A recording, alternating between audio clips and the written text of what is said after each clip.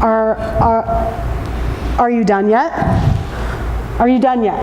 That was my favorite response. Are you done yet?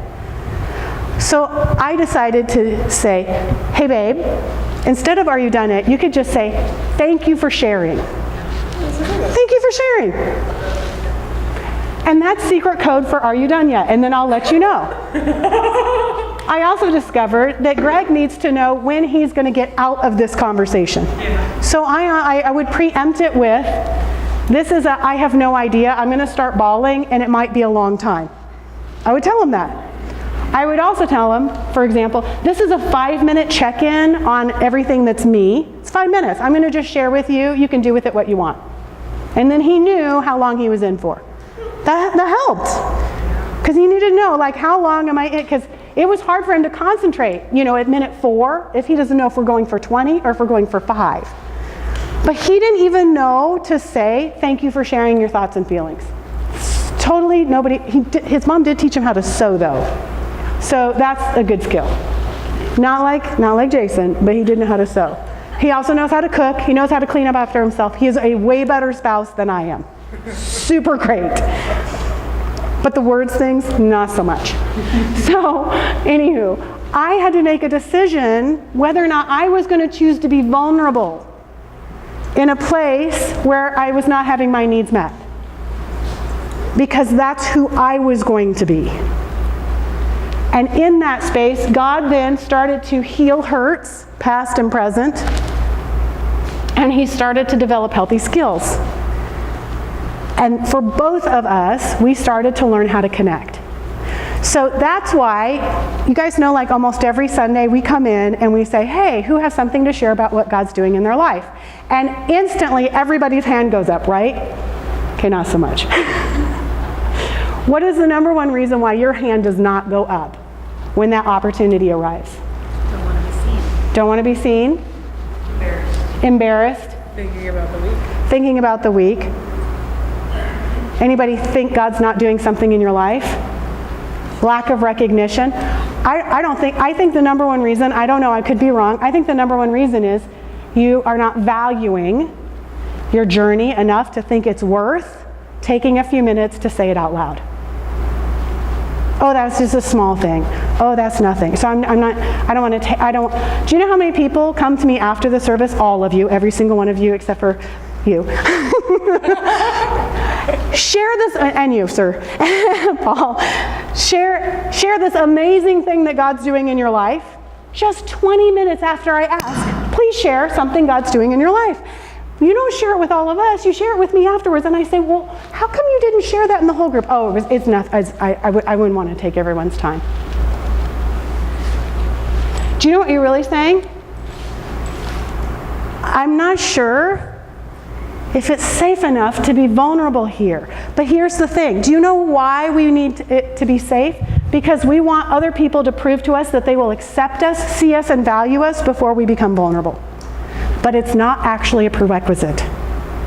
Because if I don't need you to value and accept me, I can be vulnerable wherever I want. If I don't need you to accept me, I can accept you whether or not you accept me. And that makes us giants. I know, right? Thank you for the wow over here somewhere. So good. Okay, so who has a comment? Who has a thought? Yep. I had such a long journey with this in my marriage. And I remember one time praying about this very thing and saying, why can't he see me? Or why doesn't he get me? And I felt Meaning the Lord, your husband? Yeah, Jared. Yeah. And I felt the Lord say, I'm so sorry to tell you, I made him to not get you. I made him that way so that you have to come to me. Because if he met every need you had every day, all day long, where would I get to be? Why would you know? And so I started seeing, I was excited then to go to the Lord.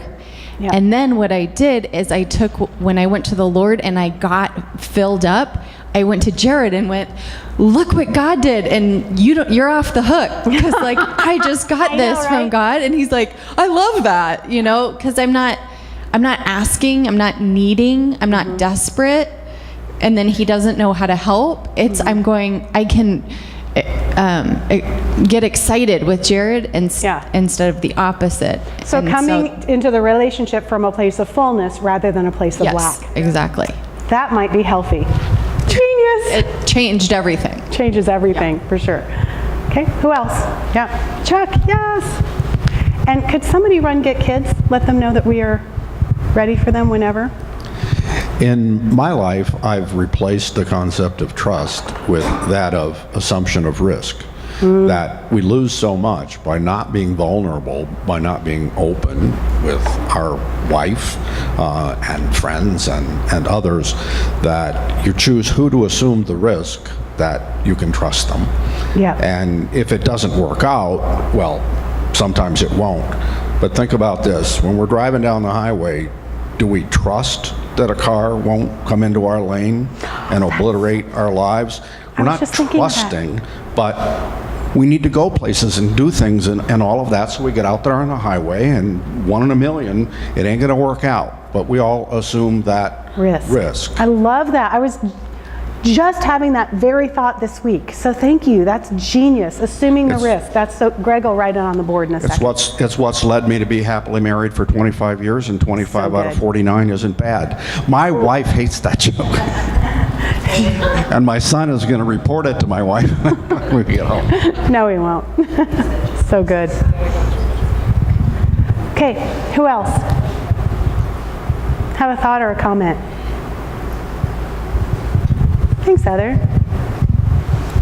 I really don't know why I raised my hand, other than I might have heard this at my tribe or what, but you don't understand me, but that's okay. Like that, I always think of that. You're not going to understand, especially when I'm thinking of my husband, because we are total opposites. We don't understand each other's brains or really anything that goes on. And that that quote just, it's like, okay, because we both try to make each other understand where we're coming from. It just doesn't happen. Yep. Like no matter how many times we go around and around and around, it just doesn't happen.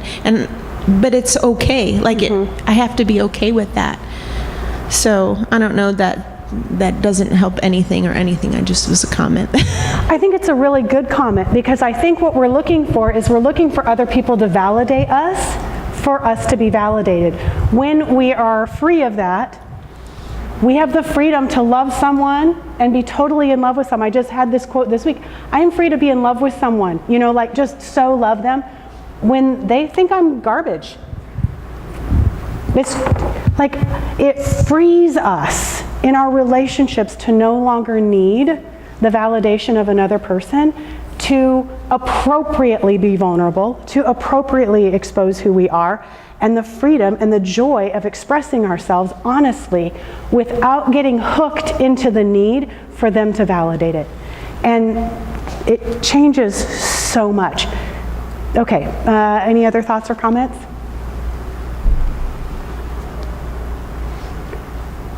It does not mean that this is going to fix broken relationships. Okay, so can I just be clear on that? I don't want anyone to hear this and go, oh gosh, does that mean I'm supposed to, I should, I ought? Could we not go there? Could we not go there? Let's instead go, Lord, what is your invitation for me to hear and what you have to say to me in this? Because if we start to wear this as like this heavy thing of, well, I should, I ought to. No. Now we're right back into a place of religion. Every place with God is an invitation. It's a personal, relational invitation with God. So all of this is only meant to be lived out daily as an invitation with God and with each other. Yep. When you first started bringing up the idea of vulnerability and intimacy, I think was a word you used. And the first word that I kept running in my head was, there's no intimacy without trust. But then if trust is illusion, I'm just trying to figure out the intimacy part. Like, obviously my first well, not obviously, one of my thoughts goes to my husband. How can we be intimate if we don't trust each other? Right. So I don't want to just throw that out, because if trust is an illusion, I don't know, I can't figure that all out. So this conversation looks so different in healthy relationships and in unhealthy relationships. And that's a little bit of what we're going to be unwrapping, is what does a healthy relationship look like, and how does this look, and what does an unhealthy relationship look like, and how are we free to be our full selves in both healthy and unhealthy places, and what does that look like? And that's a really legitimate question, so thank you so much for asking it, because not all of our relationships are the same. We don't equally act the same in all of our relationships. But think about it this way. Jesus, who dwells in us, like literally God of the universe, who is so in love with us, dwells with us, continually being vulnerable and intimate with us, regardless of our perspective of him. How cool is that, right? And he just continues to be willing to reveal himself, but not force himself on us. And so it's a little bit of an idea of who we get to be in other relationships. But we are going to talk about relationships that are super, super, super unhealthy, and what do we do in those? What do we do when we've hit a brick wall and there is no level of health, no level of give and take? What do we do in those? Like, right? That'll be so fun. We're going to do that together. Yay! Okay, so hurrah. And on that note, hurrah! Did you guys have a good time? It was quick. It was zippy today, wasn't it? What we're going to do is invite Lindsay up. And can Greg just run the mic around for you? And Lindsay's going to host our listening time with God. And so I'll let you take it away. I really felt the Lord, I think in light of